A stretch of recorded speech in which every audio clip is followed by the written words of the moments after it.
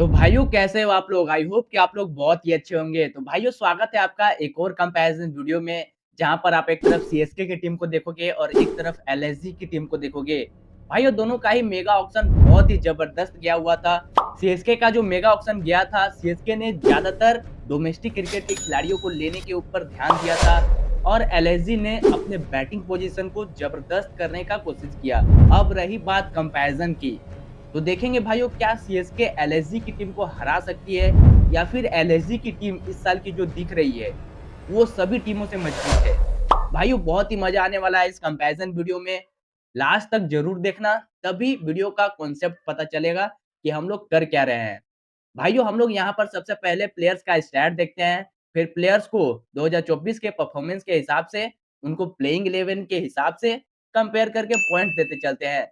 तो भाइयों बहुत ही मजा आने वाला है, वीडियो में बने रहना। भाइयों इसी के साथ शुरुआत करते हैं। सबसे पहले सीएसके की तरफ से जो आएँगे, वो आएँगे ऋतुराज गायकवाड ओपन करने और एलएसजी की तरफ से जो आएँगे ओपन करने, वो आएँगे एडन माकरम।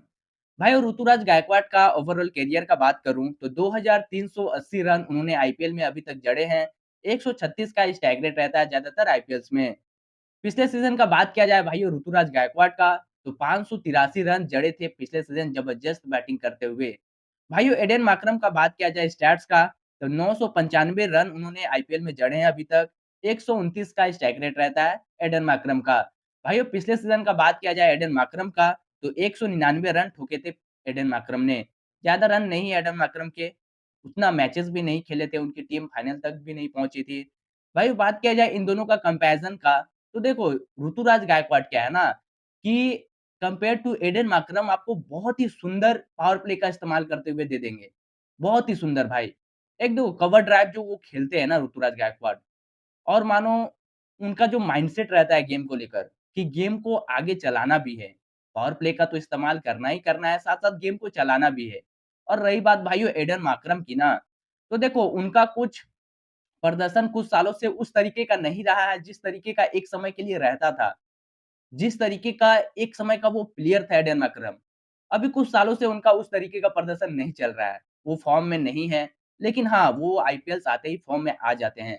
लेकिन भाइयों ये स्टैट्स देखकर मेरे को यही लगता है कि ऋतुराज गायकवाड जो है, इस बैटल को डेफिनिटली जीत जाएँगे। भाइयों सीएसके के पास अब होता है 1 पॉइंट, एलएसजी अभी भी 0 पॉइंट पे है। भाइयों इसी के साथ आगे बढ़ेंगे तो देखेंगे नॉन स्ट्राइक पे जो सीएसके की तरफ से रहेंगे, वो रहेंगे डेवन कॉनवे और भाइयों मिचेल मार्श रहेंगे नॉन स्ट्राइक पे एलएसजी की तरफ से। भाइयों डेवन कॉनवे का स्टैट्स देखा जाए तो 924 रन उन्होंने आईपीएल में जड़े हैं।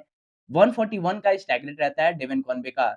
बात किया जाए भाइयों डेवन कॉनवे का पिछले सीज़न 2024 के परफॉर्मेंस का, तो भाइयों कोई परफॉर्मेंस ही नहीं है उनका।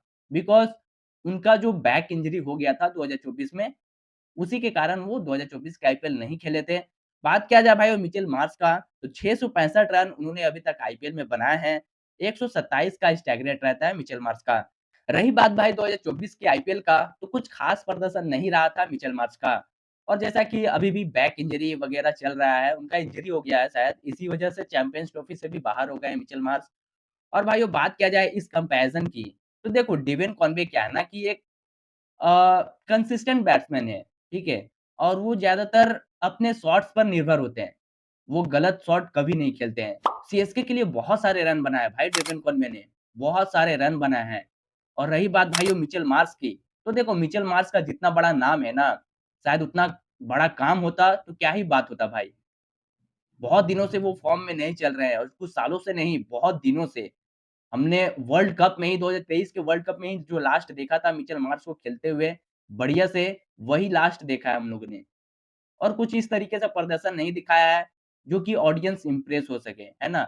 तो मेरे हिसाब से ये बैटल भी डेविन कॉनवे ही जीतेंगे और अब होता है सीएसके के पास 2 पॉइंट और एलएसजी के पास अभी भी 0 पॉइंट है।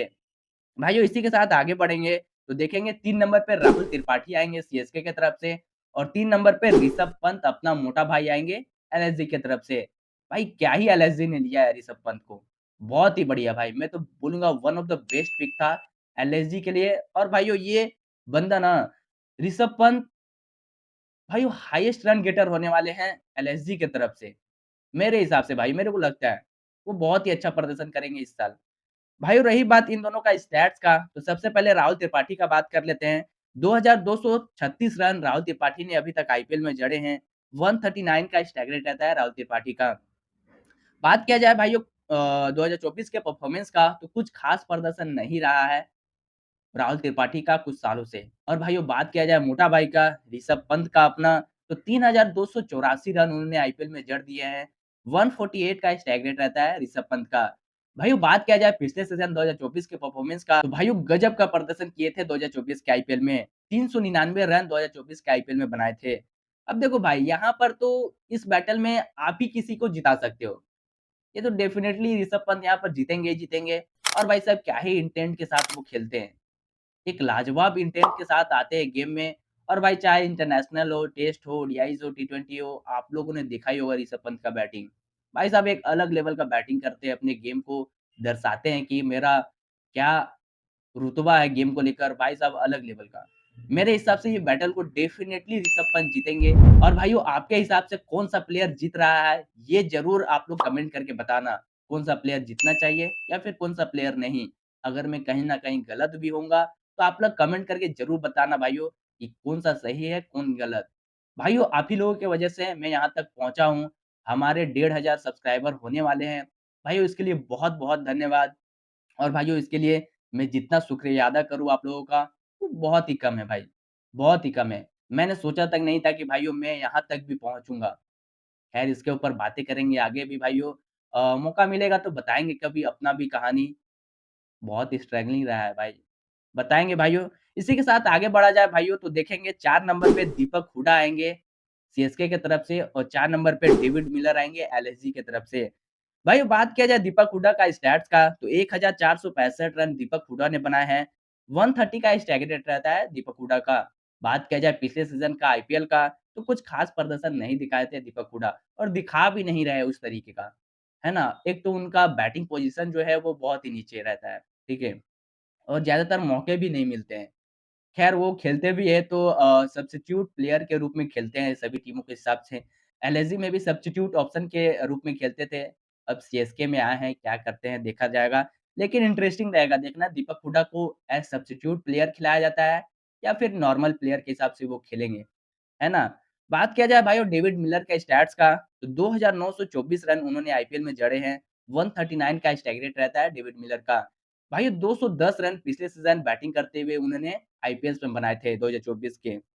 अब देखो भाई यार दीपक हुडा और डेविड मिलर का कंपैरिज़न करूँ ना, तो देखो डेविड मिलर का जो रिस्ट में पावर है, और एक तो वो फिनिशर है ही, और फिनिशिंग का रोल अदा करते हैं हमेशा अपने टीम के लिए। और भाई साहब क्या ही फिनिशर है वो। लंबे-लंबे छक्के मारना आईपीएल्स में, और चाहे इंटरनेशनल और नेशनल गेम्स हो, सभी में वो लंबे-लंबे छक्के मारते हैं भाई। और भाई साहब क्या ही बंदा है वो, क्या ही प्लेयर है। एक समय का नाम था डेविड मिलर का भाई। हम लोगों ने तो अभी कंटेंट बनाना शुरू किया है। लेकिन एक समय का नाम था डेविड मिलर का इतना ना भाई, कि आप लोग सोच नहीं सकते हो। एक अलग लेवल का बैट्समैन था वो। पहले बैटिंग पोज़ीशन में बैट करते थे वो 3-4 नंबर पे। अभी आपको 6 नंबर पे, 5 नंबर पे भी देखने को मिल जाते हैं। लेकिन भाई एक अलग लेवल का बैट्समैन है। ये अलग लेवल का पावर हिटर बैट्समैन है ना? तो जैसा कि आप सभी को पता ही होगा, ये बैटल डेफिनिटली डेविड मिलर ही जीतेंगे। भाइयों एलएसजी के पास अब होते हैं 2 पॉइंट, और सीएसके के पास भी 2 पॉइंट होते हैं। भाइयों इसी के साथ आगे बढ़ते हैं, तो देखते हैं 5 नंबर पे सीएसके की तरफ से जो आएँगे, वो आएँगे सैम करन, और 5 नंबर पे एलएसजी की तरफ से आएँगे आयुष बदोनी। भाइयों सैम करन का बात किया जाए तो 883 रन उन्होंने आईपीएल में जड़े हैं। 136 का स्ट्राइक रेट रहता है, और 2024 के आईपीएल में 416 रन प्लस 18 विकेट भी चटकाए थे बॉलिंग करते हुए। बात किया जाए आयुष बदोनी का भाइयों, तो 634 रन उन्होंने आईपीएल में बनाए हैं। 134 का स्ट्राइक रेट रहता है। 2024 का आईपीएल कुछ खास नहीं था। अब देखो यार भाई आयुष बदोनी तो प्लेयर बहुत ही बढ़िया है। लेकिन भाइयों होता क्या है ना, उनका पोज़ीशन बहुत ही नीचे है, जैसा कि दीपक हुडा का। और भाइयों पोज़ीशन नीचे होने के साथ-साथ उनको मौके भी नहीं मिलते हैं। खैर लेकिन बात किया जाए इस बैटल का, तो देखो सैम करन के पास जो बॉलिंग का एडवांटेज हो जाता है ना, और साथ ही साथ 18 विकेट निकाले थे 2024 के आईपीएल में बॉलिंग करते हुए। वही इस बैटल में जिताती भी है सैम करन को। शायद यही वजह है कि वो बैटिंग और बॉलिंग दोनों ही बेहतरीन तरीके से करते हैं, है ना? और रही बात भाइयों आयुष बदोनी का, तो देखो वो प्लेयर बंदा बहुत ही अच्छा है। बंदा खेलता बहुत ही अच्छा है भाई। मेरे को पर्सनली मैं बताऊँ, तो मेरे को बहुत पसंद है आयुष बदोनी। लेकिन भाइयों ये बैटल को सैम करन जीतेंगे। बिकॉज़ उनके पास एडवांटेजेस है ना? एक बैटिंग ऑलराउंडर है और क्या ही प्रदर्शन करते हैं। भाई स्लोअर बॉल है उनके पास, वेरिएशंस है, स्लोअर यॉर्कर है, ऑफ स्पिन, लेग स्पिन सभी कुछ है भाई। भाई उसी के साथ आगे बढ़ेंगे, देखेंगे सीएसके की तरफ से 6 नंबर पे आएँगे शिवम दुबे और भाई वो 6 नंबर पे आएँगे निकोलस पूरन एलएसजी की तरफ से। भाई शिवम दुबे का बात किया जाए तो 146 के स्ट्राइक रेट से 1502 रन बनाए हैं। निकोलस पूरन का बात किया जाए तो 1769 रन 162 का स्ट्राइक रेट से बनाए हैं। 499 रन उन्होंने 2024 के आईपीएल में बनाए थे। अब देखो भाई यार निकोलस पूरन एक अलग ही लेवल का गजबे खिलाड़ी है भाई। इसको कह सकते हो गजबे खिलाड़ी है। बिकॉज़ भाई निकोलस पूरन को शायद मेरे को यहाँ पर इंट्रोडक्शन देने की ज़रूरत नहीं है। वो 2-3 सालों से किस लेवल का फ़ॉर्म में आ चुके हैं, शायद मेरे को यहाँ पर बताने की ज़रूरत नहीं है। चाहे वो टी20s का लीग हो कोई भी, चाहे वो साउथ अफ्रीका लीग हो, चाहे वो श्रीलंका लीग हो, चाहे वो आईपीएल्स में हो, चाहे फिर वो नेशनल और इंटरनेशनल गेम्स खेल क्यों ना रहे हो। भाई साहब वो एक अलग लेवल का बैटिंग प्रदर्शन कर रहे हैं 2-3 सालों से। भाई साहब मेरे को तो पर्सनली बहुत ही पसंद आता है निकोलस पूरन का बैटिंग देखने में और भाई साहब मानो गेंदबाजों को ऐसे-ऐसे कूटते हैं ना, ऐसे तरीके से कूटते हैं जैसे कि वो नॉर्मल बॉलर हो। चाहे वो ट्रेंट बोल्ट हो, चाहे वो बुमराह हो, भाई साहब किसी को नहीं छोड़ते हैं। है ना? बड़े-बड़े बॉलर भाई। भाई वो बात किया जाए शिवम दुबे का तो देखो वो भी स्पिन बहुत ही अच्छा कर लेते हैं स्पिनर्स को। पेसर्स में थोड़े से फँसते हैं शिवम दुबे, लेकिन पेसर्स को और स्पिनर्स को दोनों को ही बेहतरीन तरीके से खेल लेते हैं निकोलस पूरन। तो आई थिंक ये बैटल को ऑब्वियसली निकोलस पूरन ही जीतेंगे। भाइयों इसी के साथ आगे बढ़ेंगे तो देखेंगे 7 नंबर पे रवींद्र जडेजा आएँगे सीएसके की तरफ से और अब्दुल समद आएँगे एलएसजी की तरफ से 7 नंबर पे। भाइयों बात किया जाए रवींद्र जडेजा का तो देखो 2969 रन उन्होंने आईपीएल में जड़े हैं। 129 का स्ट्राइक रेट रहता है रवींद्र जडेजा का। बात किया जाए भाइयों पिछले सीज़न का तो 267 रन प्लस 8 विकेट निकाले थे बॉलिंग करते हुए पिछले सीज़न। बात किया जाए भाई वहीं ओपोनेंट में अब्दुल समद का, तो 577 रन उन्होंने ओवरऑल करियर में रन बनाया है। 146 का टारगेट रहता है आईपीएल्स में अब्दुल समद का। भाइयों देखो रवींद्र जडेजा मेरे को आपको बताने की ज़रूरत नहीं है कि वो कितने सारे मैचेस जिताए हैं सीएसके के लिए, है ना?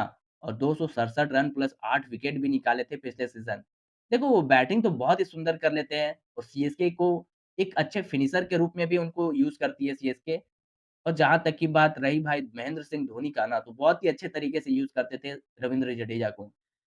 बात किया जाए भाइयों अब्दुल समद का तो देखो वो भी पावर हिटर बैट्समैन है, लेकिन कहीं न कहीं ज़्यादा बॉल्स वो खेलते नहीं हैं, है ना? जल्दी आउट हो जाते हैं।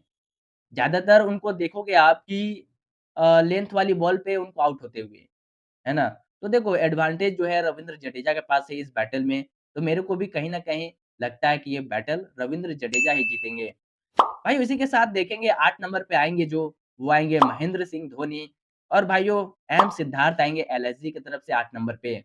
भाइयों महेंद्र सिंह धोनी का बात करूँ तो 5243 रन उन्होंने आईपीएल में बनाए हैं।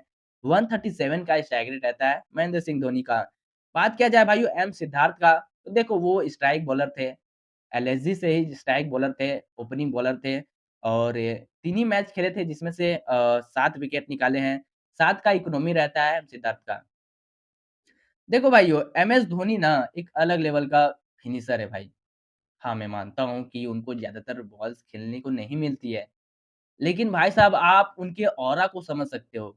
वो 2-3 बॉल को देखने के लिए ही ऑडियंस आई हुई होती है। करीब लाखों और डेढ़ लाख में। भाई साहब उनका ऑरा वो 1 बॉल और 2 बॉल के हिसाब से ही हम लोग समझ सकते हैं भाई उसका उनका ऑरा किस लेवल का है ना? महेंद्र सिंह धोनी के साथ किसी का कंपैरिज़न नहीं है। किसी का कंपैरिज़न नहीं है महेंद्र सिंह धोनी के साथ। मेरे को ऐसा लगता है भाइयों और इस बैटल में भी महेंद्र सिंह धोनी ही जीतेंगे। अब देखो एम सिद्धार्थ एक अब इस पोज़ीशन पे आ ही गए वो, मैं प्लेइंग 11 के हिसाब से कंपैरिज़न कर रहा हूँ। अब वो इस पोज़ीशन पे आ ही गए हैं तो भाइयों मैं क्या करूँ, है ना? तो 9 नंबर पे देखेंगे भाइयों सीएसके की तरफ से जेम्स ओवर्टन आएँगे और आकाशदीप आएँगे एलएसजी की तरफ से 9 नंबर पे। भाइयों जेम्स ओवर्टन का मैं टी20s का स्टैट्स बताऊँगा बिकॉज़ आप सभी लोग जानते हैं जेम्स ओवर्टन का पहला-पहला आईपीएल होगा, सीएसके ने उनको खरीदा है। भाइयों 112 विकेट उन्होंने टी20s में निकाले हैं, 9 का इकोनॉमी रहता है जेम्स ओवर्टन का। आकाशदीप ने भाइयों 98 विकेट चटकाए हैं, 9 का इकोनॉमी रहता है आकाशदीप का। अब देखो जेम्स ओवर्टन क्या है ना कि अभी हम लोग देख ही रहे होंगे कि किस तरीके का अ, अब देखो बॉलिंग तो वो करते हैं ठीक-ठाक, और वेरिएशन भी है उनके पास, लेकिन इकोनॉमी बहुत ही ज़्यादा है। 9 का तो दिखा रहा है टी20 में लिटरली, लेकिन इकोनॉमी उनका इससे भी ज़्यादा है। शायद आप लोगों को देखकर पता चल गया होगा भाइयों। लेकिन भाइयों हो सकता है जेम्स ओवरटन की जगह सीएसके नेथन एलिस को खिलाए। नेथन एलिस को खिला सकते हैं, उनके पास बहुत सारे वेरिएशंस है। इकोनॉमी बहुत कम है नेथन एलिस का। अब देखो मैं जेम्स ओवरटन के साथ इसलिए जा रहा हूँ कि वो डोमेस्टिक क्रिकेट में बंदा बहुत ही अच्छा कर करा है। बहुत ही अच्छा किया है जेम्स ओवरटन ने। बात किया जाए भाइयों आकाशदीप का तो देखो आकाशदीप बीजीटी में बहुत अच्छा प्रदर्शन किए, है ना? उनको ज़्यादा मैचेस नहीं खेला है बीजीटी में। कभी बैठाते थे, कभी खिलवाते थे। लेकिन वो बंदा उस तरीके का नहीं है। इकोनॉमी इनका भी 9 का है, लेकिन विकेट इन्होंने 98 विकेट चटकाए टी20s में। बंदा बहुत ही अच्छा है। तो देखो भाइयों मेरे हिसाब से अगर रही बात मेरी, तो मैं जाना चाहूँगा आकाशदीप के साथ। देखो जेम्स ओवरटन भी बहुत ही अच्छे बॉलर हैं, लेकिन कहीं न कहीं एडवांटेज बहुत ज़्यादा है आकाशदीप के पास, इस बैटल में भाइयों खासकर। भाइयों इसी के साथ आगे बढ़ते हैं तो देखते हैं खलील अहमद 10 नंबर पे आएँगे सीएसके की तरफ से और मोहसिन खान आएँगे एलएसजी की तरफ से 10 नंबर पे। भाइयों खलील अहमद का बात किया जाए तो 74 विकेट प्लस 8.84 का इकोनॉमी रहता है खलील अहमद का। मोहसिन खान का भाइयों बात किया जाए तो 27 विकेट प्लस 8 का इकोनॉमी रहता है मोहसिन खान का। अब देखो खलील अहमद और मोहसिन खान किस लेवल के बॉलर है ना दोनों, मैं बता रहा हूँ आपको। खलील अहमद को ज़्यादातर देखना कि उनका जो बॉल रहता है इस हाइट में रहता है। दोनों का ही मैं बात कर रहा हूँ, दोनों का ही बॉलिंग जो लेंथ रहता है, लेंथ तो वो लेंथ पे बॉल करते ही है, उनका जो हाइट पे बॉल आता है इस लेवल का आता है। और जब इस लेवल के बॉलिंग आए इस लेवल पर, कोई भी बैट्समैन नहीं मार सकता है भाई पुल शॉट। पुल शॉट एक ही बंदा ज़बरदस्त खेलता है, वो है रोहित शर्मा। रोहित शर्मा को छोड़कर और मैंने आज तक किसी को उस तरीके का पुल शॉट नहीं देखा है, इस यहाँ तक के लेंथ को मारता भाई। मैंने आज तक किसी को मारते हुए नहीं देखा है यहाँ तक के लेंथ को, वो रोहित शर्मा मारते हैं। लेकिन इन दोनों का लेंथ यहाँ तक जो आता है बॉल बाउंस करके वो बहुत ही ज़बरदस्त। ये भाई यही दर्शाता है कि उनका लेंथ कितना अच्छा है। यहाँ तक कि हाइट का जिसका बॉल आता है, उनका लेंथ दर्शाता है कि गुड लेंथ पे वो बॉलिंग करते हैं। दोनों ही प्लेयर भाई, दोनों ही पावर प्लेस में बॉलिंग करते हैं, दोनों ही विकेट चटकाते हैं अपनी-अपनी टीम के लिए। दोनों ही एक ही लेवल के बॉलर मेरे को लगते हैं। तो शायद मेरे को यही वजह है कि मैंने इस बैटल में दोनों को ही जिताया है। दोनों को ही जिताया है मतलब ये बैटल बहुत ही क्लोज़ है भाइयों मेरे हिसाब से और ये बैटल आई थिंक इक्वल हो जाएगा। भाइयों इसी के साथ बढ़ते आगे तो देखते हैं 11वें नंबर पे मुकेश चौधरी आएँगे और मयंक यादव आएँगे एलएसजी की तरफ से 11वें नंबर पे। भाइयों बात किया जाए इन दोनों का ही तो देखो मुकेश चौधरी ने 16 विकेट चटकाए हैं आईपीएल में, 9.69 का इकोनॉमी रहता है मुकेश चौधरी का। भाइयों देखो मयंक यादव को बात करूँ तो ज़्यादा मैचेस नहीं खेले थे वो, 3-4 ही मैचेस खेले थे। भाई साहब उसके बाद तो उनका जो सिलेक्शन हुआ इंडियन टीम में और भाई साहब क्या ही इम्प्रेसिव बॉलिंग करी थी उन्होंने। बहुत सारे क्रिकेटर्स उनको ट्वीट करके उनका बधाई दिए उनको और भाई साहब एक अलग लेवल का बॉलर मिल गया है हमारे इंडियंस को, है ना? तो भाइयों 4 विकेट उन्होंने आईपीएल में चटकाए हैं। 3 ही मैच खेले थे और 7.72 का इकोनॉमी रहता है मयंक यादव का। भाई बहुत अच्छा बॉलर है, मेरे को लगता है भाइयों और भाई साहब 154 का हाईएस्ट उनका गया था आईपीएल में और भाई साहब ज़बरदस्त, ज़बरदस्त बॉलिंग भाई। उनका लेंथ सही है, उमरान मलिक की तरह वो बिल्कुल भी नहीं है। उमरान मलिक के पास सिर्फ़ पेस है और इनके पास लेंथ भी है, पेस भी है, वो वाला यॉर्कर भी है। जो भाई साहब अच्छे-अच्छे बैट्समैन नहीं खेलते हैं। तो भाइयों देखो मुकेश चौधरी भी बहुत ही सुंदर बॉलर है। मेरे को कहीं न कहीं इस बैटल में लगता है कि मयंक यादव डेफ़िनेटली जीतेंगे। भाइयों देखो सीएसके का जो मिडल ऑर्डर देखने को मिल रहा है, वो बहुत ही ज़बरदस्त देखने को मिल रहा है। टॉप ऑर्डर थोड़े से बोल सकते हो, ऋतुराज गायकवाड और डेवन कॉनवे के ऊपर ही है सीएसके की टीम। लेकिन बॉलिंग लाइनअप में सीएसके कुछ चेंजेस कर सकती है। भाइयों बात किया जाए एलएसजी का तो देखो मिडल ऑर्डर और लोअर ऑर्डर बहुत ही ज़बरदस्त है। किसी ने सोचा तक नहीं था कि भाई साहब संजीव गोयनका जी इस तरीके का टीम बना देंगे एलएसजी की टीम को। एक ज़बरदस्त। ओपनिंग में आपको दोनों ही ओवरसीज़ प्लेयर्स देखने को मिल जाते हैं, लेकिन टॉप ऑर्डर में बोलूँगा कि सीएसके का थोड़ा-सा कमज़ोर दिख रहा है। भाइयों बात किया जाए अब टोटल पॉइंट्स का तो देखो सीएसके के पास टोटल पॉइंट्स होते हैं 5 पॉइंट और एलएसजी के पास भी टोटल पॉइंट्स होते हैं 5 पॉइंट। भाइयों 1 पॉइंट जो था वो इक्वल हो गया था। भाइयों ये रही सीएसके वर्सेस एलएसजी का कंपैरिज़न। आप कमेंट करके ज़रूर बताना अगर मैं कहीं न कहीं गलत होऊँगा तो डेफ़िनेटली गलत हो ही सकता हूँ, सभी की अपनी-अपनी टीम्स हैं। भाइयों मिलते हैं दूसरे ही वीडियो में किसी और टीम के साथ कंपैरिज़न करते हुए। तब तक के लिए अगर आपको वीडियो पसंद आई होगी तो ज़रूर से लाइक करो भाइयों मोटिवेशन के थ्रू में और चैनल को सब्सक्राइब करके रखो भाई, खींच के रखो बटन। मिलते हैं दूसरे वीडियो में किसी और टीम के साथ कंपैरिज़न करते हुए। तब तक के लिए थैंक यू सो मच।